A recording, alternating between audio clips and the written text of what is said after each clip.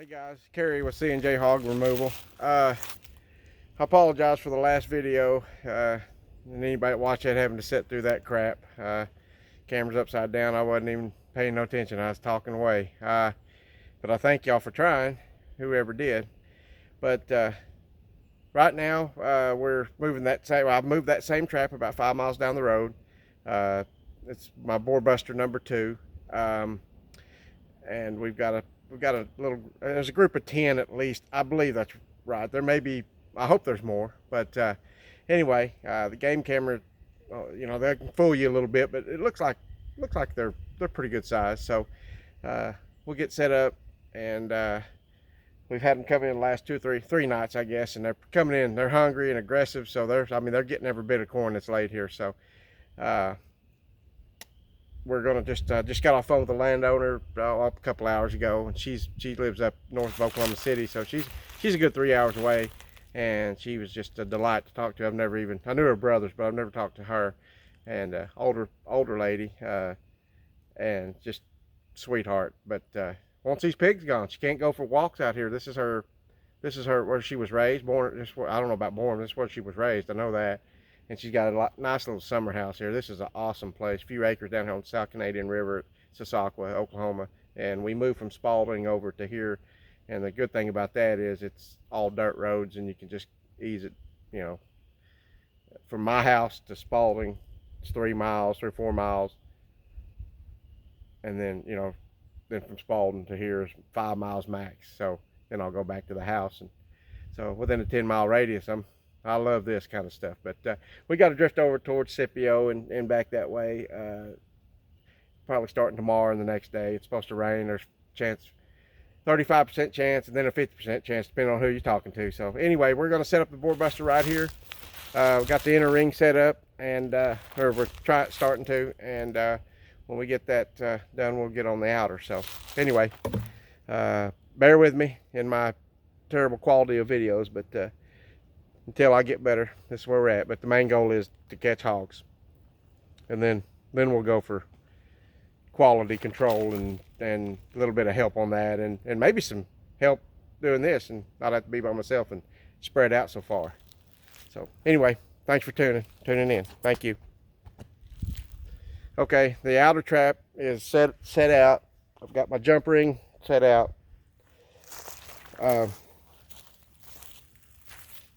6 panels, 12 all together. 6 panels inner, 6 panels outer. You got to make sure you got 3 legs, 3 without legs. Leg, no leg, leg, no leg, leg, no leg. The only thing, these things are almost worm proof, but the one thing you got to remember, there's a teardrop over here, right here. That teardrop, that's where the hook hooks into on the winch to lift the trap up. It has got to go in that spot every time. And the roller that's not on, that you screw on, that you put on later after you get the outer ring on, is over there. As long as those two are together, because the gate has to go right here, and you have to put the gate panel on the outer gate panel on those particular panels, or you're going to have to take this sucker back apart and switch stuff around. I've already done this and learned the hard way. I mean, just brain fart. I mean, this is after I'd already been doing this a while, so it happens. But anyway, I'll get the inner screwed together, bolted up, solid, and then we'll start on the outer.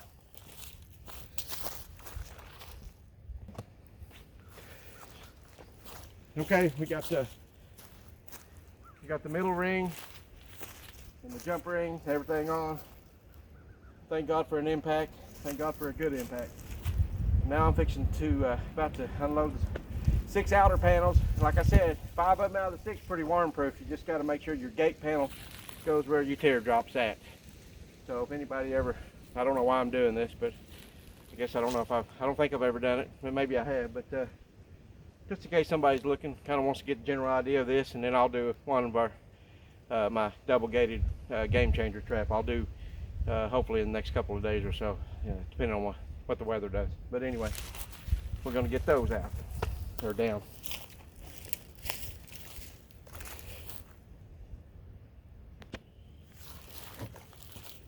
There we go.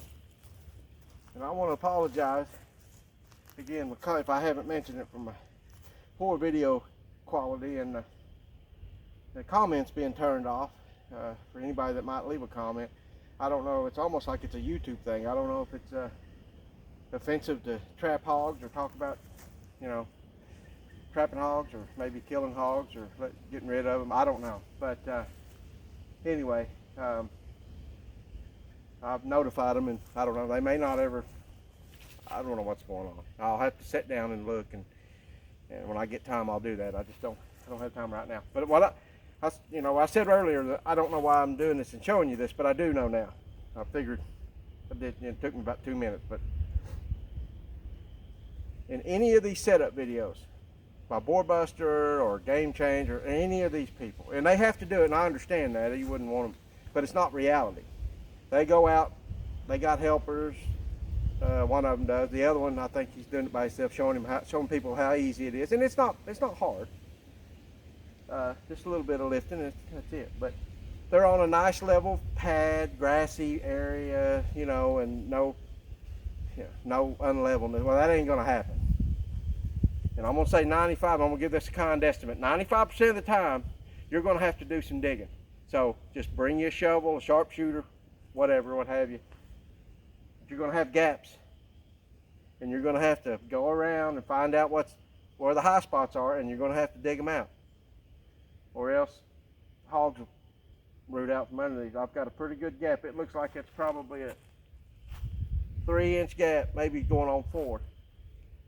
Now,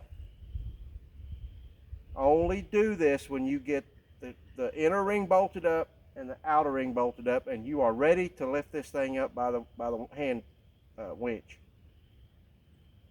because you only need to do the outer ring. The inner ring, next time once they get it up in the air, the next time it sees the ground again or touches the ground again will be when you're taking it out of here. So be sure, and always, if you're going to get one of these things, always just have a shovel with you. Or a sharpshooter. It saves a lot of heartache. And believe me, I forgot mine plenty of times when I knew better. As soon as you get out here, you figure out what you forgot. So, and I have dug on river sand, of course. And we're close enough, the river might be sandy. I've dug it out with the stakes to drive in the ground, screwdrivers, whatever I had to try to get a little more level. So, anyway, you will have problems with that. So, get the proper equipment, because it's not all unicorns and marshmallows and shit, because it's just not. It's going to be ground like this, and this ain't bad compared to some of the places I've been. So anyway, I'll get the shovel out, sharpshooter out. I'll get a little closer to the ground here, and then we'll get it up in the air, and we'll set up the electronics. Okay.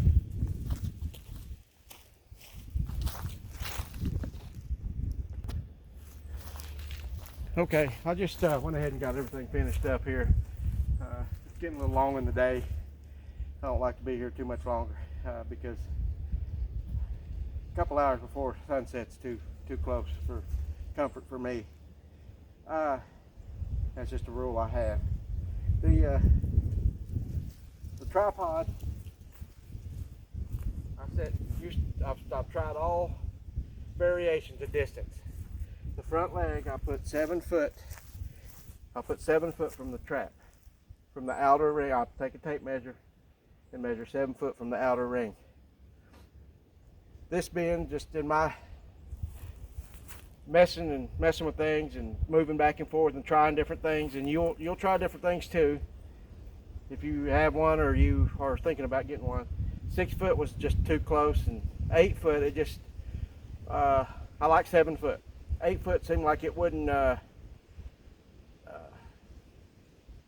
it just didn't capture the live feed. Seemed to be a little bit behind or late, and that could have been all kinds of different variations, because hell, I've had it sometimes, track, pick up stuff way back behind the trap, movement behind the trap. So, but anyway, that's what I found, a 7 foot.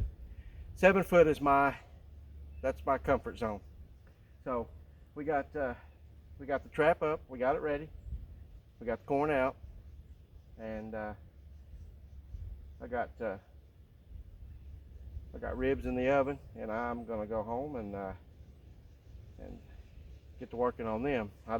Doesn't look like I need to, I know, but anyway, we've tore down at Spalding, moved over to Sasakwa, set up at Sasakwa, and I don't know, we might get lucky tonight, first night, get them all. Sometimes it's took a week after I've had them coming into corn for days. So can't never tell about swine and pork. These, hogs are smart, so they'll teach you something every day. They'll teach you something new. So you never think you got it figured out. But anyway, hit that like and subscribe, even if these are shitty videos. Hit it anyway. I'm hoping that I'm helping somebody out there. So I just appreciate anybody that gives us a hand by watching and liking. So thank y'all very much, and I'm gonna head home and get some supper.